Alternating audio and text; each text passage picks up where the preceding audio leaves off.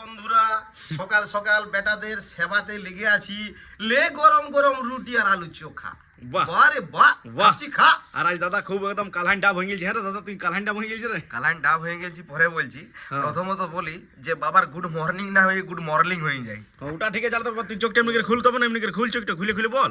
তো বন্ধুরা মেন ব্যাপার হচ্ছে যে গা হাত ব্যথা, মাথা ব্যথা, পা ব্যথা, ঘাড় ব্যথা, চোখ ব্যথা সবকিছু সহ্য করা যায়, কিন্তু সর্দি হইলে কিন্তু অল্প আমি লড়বড়াই যাই। তো যাই হোক, যখন ব্লগটা শুরু করেছি আমরা তখন শেষটাও করা চাই, সেই লেভেলের ভাবে শেষ করি। ভাইপোরা এইটো ভাইবো না যে আমি ওই সকালে যেটা ইন্ট্রো দিলাম সেটা বলতে লাগবো তোমাদেরকে হাসাবার জন্য, একটু কায়দা কানুন ভাবে আমি আলাদা লেভেলের করি।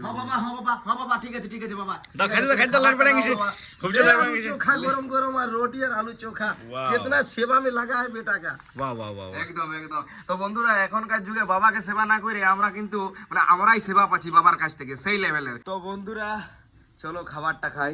একটু লড়বড়া গিয়েছি বাট কোনো অসুবিধা নাই। মেন ব্যাপার হচ্ছে আমি পেছনে পেছাবো নাই, কারণ তোমাদের সাপোর্টটা সেই লেভেলের আছে। তার সাথে সাথে আমার বাবার, আর তার সাথে সাথে ভাইয়ের, আর তার সাথে আমার মায়ের। তো চলো খাবারটা খাই, তারপরে মার্কেট করতে যাই, তারপরে আইসে নিয়ে অল্প শুইতেই হবে, নাহলে আরো বেশি করে লড়বড়াই যাও।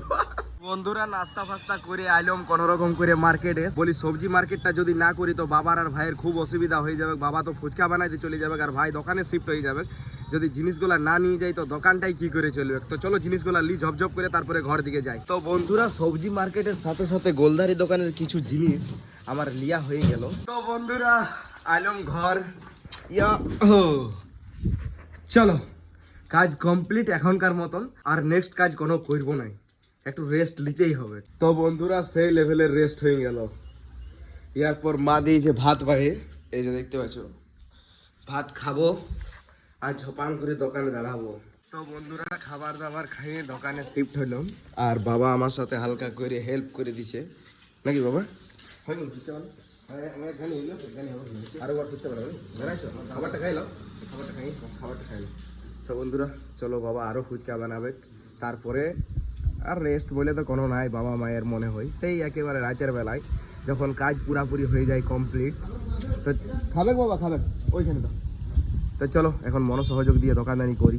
তো বন্ধুরা অবস্থা এমনটাই যে মানে আর কি বলবো। বাবা এখন ফুচকা করে নামলো, সময় হয়ে গেল 4টা। বাবাকে বলতেও পারছি না যে বাবা শরীরটা ভালো লাগছে নাই, যে একটু দোকানে ছাড়াই দাও। অমন তো বাবাকে বলতে গেলে বাবা কোনো না শুনেই দোকানে দাঁড়াই দিবে, কিন্তু বাবাও 1 ঘন্টা রেস্ট লেক। তারপরে 5টার সময় বাবাকে বলবো বাবা ছাড়ে দাও। 5টার সময় বলার দরকার নেই, বাবা ঠিক টাইমে দাঁড়াই যাবে। তো যাই হোক বন্ধুরা এখন আপাতত সেই লেভেলের ভাবে মনোসহযোগ দিয়ে দোকানদানি করছি। এই যে দেখতে পাচ্ছ এই দোকানের পুরাপুরি সব কিছুই আস্তে আস্তে যেগুলো শেষ হচ্ছে সেগুলাই আমি রেডি করছি। এই যে দেখতে পাচ্ছ স্যালাড কাটলাম, আর টুকটাক কাস্টমার আসছে সেগুলাকে দিচ্ছি, কিন্তু একটু খালি অবস্থা খারাপ হয়ে যাচ্ছে। যাই হোক সর্দি বলে কথা না। তো ফাইনালি বন্ধুরা মা আমার কথাটা শুনতে পাইলো আর যাই নিয়ে বাবাকে পেস্ট করলো। তো বাবা শুনতে পাইয়ে দোকানে আসে গেল, নাকি বাবা? রেস্ট হইলো নাই বলো? অমনি করে রেস্ট কি রেস্ট হইলো নাই আমার জন্যে। যাই হোক চলো আমি একটু ভালো লেভেলের রেস্ট নিই। তো বন্ধুরা আরো দোকানে আমাকে শিফট হতে হলো, কারণ বাবা আর ভাই মিলে দোকানটা একাই সামালতে পারছে না। বাবা বাঙালি হাড়ি নতুন করে বানাইছো নাকি বাবা? হ্যাঁ আচ্ছা, আর ভাই আসিছে? ভাই বারে বা, তো ডিউটি এখন তো লই, কিন্তু কোনো করার নাই বন্ধুরা, কারণ আমার একটু শরীরটা ঠিক নাই, তার জন্য ভাই এখন দোকানে শিফট হয়ে গেছে। আর আমি এখন যাচ্ছি গোলদারি দোকানের কিছু জিনিস আনতে, দোকানের এমার্জেন্সি লাগবে কি, তো সেই জিনিসগুলো নিয়ে আসি, আর তারপরে আমিও দোকানে শিফট হয়ে যাবো সেই লেভেলের ভাবে। যতই শরীর খারাপ হোক না কেন সেই লেভেলের ভাবে দোকানদানি করতে হবে, কারণ কাস্টমার এসেছে অনেক দূর থেকে আমাদের দোকানে খাইতে। কই আমার এই যে লাল ঘোড়া, চলো। তো বন্ধুরা এখন আপাতত হলো দোকানদানি মোটামুটি ফাঁকা, দু চারটা কাস্টমার আছে, তো এগুলা বাবা একাই সামালতে পারি যাবে। আর আমার প্রচুর জোর লাগছে খিদা, তো বলি গোটা গুপচুপ খাবো। আর গুপচুপেরও আরো ঘটনা হলো তোমাদেরকে বলছি। প্রথমত গুপচুপটা দেখাই, লাভ দেখাও। তো ভাইপোরা একে বড় বাবু জ্বর আর শরীর খারাপ, বলছে বাবা ফুচকা দাও। আমি তো বুঝতে পারছি যদি তেঁতুল জলের ফুচকা দিয়ে দিই তাহলে এখন বিছানা নিয়ে নেবে, আর যদি বিছানা নিলে তাহলে আমার কি অবস্থা বুঝতে পারছো। একে পয়সাও ভাঙবে, একে পয়সা ভাঙবে, আর তারপর তোমার ডিউটিটা আমাকেও করতে হবে। তো বেটার থেকে বাপ বহুত চালাক, শুকনা ফুচকা বানিয়ে দিলাম বেটাকে।